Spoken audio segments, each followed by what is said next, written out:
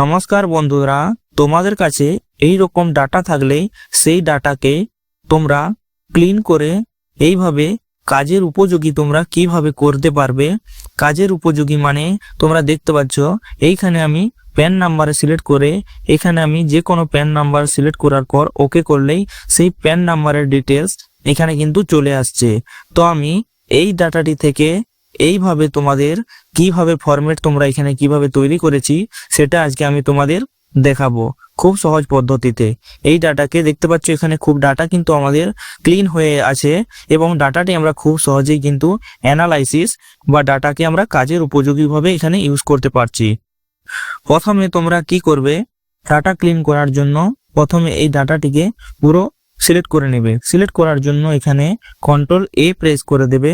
Control এ press করে দেওয়ার পর এইখানে দেখতে পাবে এই ডাটা ট্যাবের মধ্যে এখানে একটা অপশন আছে টেক্সট টু কলম। এই টেক্সট টু কলমে এখানে ক্লিক করে নেবে। ক্লিক করে নেওয়ার পর এখানে দুটো অপশন আছে ডিলিমিটেড আর ফিক্সড উইডথ। তো তোমরা এখানে ডিলিমিটেড অপশনটিতে এখানে ক্লিক করে নেবে এবং এখানে নেক্সট প্রেস করে দেবে। নেক্সট প্রেস করলেই এখানে দেখতে পাচ্ছ অনেক রকম অপশন আছে। তোমরা এখানে একটা কমন জিনিস আমাদের এই ডাটাতে দেখতে পাচ্ছ যে প্রত্যেকটা নামের পাশে বা প্রত্যেকটা প্যান কার্ডের পাশে একটা করে কিন্তু কমা আছে। এখানে আমাদের কমন চিজ বা কমন জিনিস আমাদের এখানে কিন্তু আমাদের কমন জিনিস এখানে প্রত্যেকের পাশে কিন্তু একটি করে কমা আছে। তো আমরা সেই কমাটিকে ইউজ করে আমরা এই ডাটাটিকে ক্লিন করে দেখাবো। তার জন্য এখানে কি করবে, এখানে দেখতে পাচ্ছ কিছু অপশন আছে ট্যাব, সেমিকোলন, কমা, স্পেস বা আদার্স। তো আমাদের ডাটাতে যেহেতু এখানে প্রত্যেকের পাশে কমা আছে তো আমরা এখানে কমা প্রেস করে দেব। কমাতে ক্লিক করে দিলেই এখানে দেখতে পাচ্ছ এই ডাটা প্রিভিউ অপশনটিতে আমাদের এখানে চলে এসেছে যে আমাদের ডাটাটি এইভাবে ক্লিন হয়ে যাবে।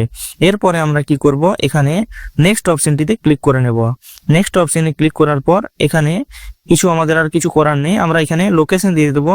আমরা যদি চাই আমাদের এইখানেই ডাটাটা ক্লিন হয়ে যাক সেক্ষেত্রে আমরা এখানে ডাটাটি আমাদের এইখানেই থাকবে, বা আমরা যদি চাই অন্য লোকেশনের জন্য সেখানে আমরা এই লোকেশনটা কিন্তু এখানে চেঞ্জ করে দেব।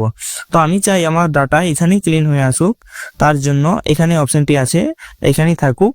এরপরে আমি ফিনিশে ক্লিক করে দেব। ফিনিশে ক্লিক করলেই দেখতে পাবে আমার এই যে ডাটা, এই ডাটা কিন্তু এখানে আলাদা আলাদা হয়ে চলে এসেছে। এখানে হেডিং ওয়াইজ দেখতে পাচ্ছি এখানে ইনভেস্টরের নেম, এখানে প্যান নাম্বার, সিটি, এগুলো কিন্তু প্রত্যেক ক্ষেত্রে আলাদা আলাদা কলমে কিন্তু এখানে চলে এসেছে।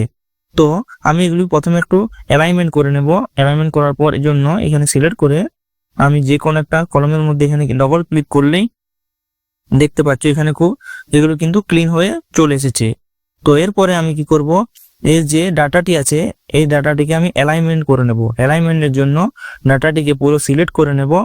সিলেক্ট করে নেওয়ার পর এই হোম ট্যাবে গিয়ে এই যে অ্যালাইনমেন্ট অপশনে এখানে এটাকে মিডলে প্রথমে করে নেব। মিডলে করার পর অল বর্ডার দিয়ে দেব। অল বর্ডার দেওয়ার পরে দেখতে পাচ্ছ আমাদের ডাটা কিন্তু এখানে নাম wise, pan number wise, city wise এখানে ক্লিন ভাবে চলে এসেছে। এরপরে কি করব না, এটিকে টেবিল ফরম্যাটে পরিবর্তিত করব। তার জন্য অ্যাগেন কন্ট্রোল এ প্রেস করে পুরো ডাটাটিকে সিলেক্ট করে নেব এবং কন্ট্রোল এল প্রেস করে আমরা এখানে ওকে প্রেস করে দিলেই দেখতে পাবে এখানে কিন্তু এটি টেবিল ফরম্যাটে এখানে চলে এসেছে। এই টেবিল ফরম্যাটে চলে আসার পর তোমরা এখানে দেখতে পাবে এই নিচে কিন্তু ফিল্টার অপশনও এখানে কিন্তু লেগে গেছে। ফিল্টার অপশনে তোমরা যদি এখানে যে কোনো এখানে প্রত্যেকটি আধার কার্ড সিলেক্ট আছে, তোমরা এখানে আনসিলেক্ট করে যে প্যান কার্ড তোমরা এখানে সিলেক্ট করবে সেই প্যান কার্ডে ওকে করে দিলেই দেখতে পাবে তার যে ভ্যালু এখানে কিন্তু এখানে চলে এসেছে, তার যে ডিটেলস এই প্যান নাম্বারের ডিটেলস কিন্তু এখানে চলে এসেছে।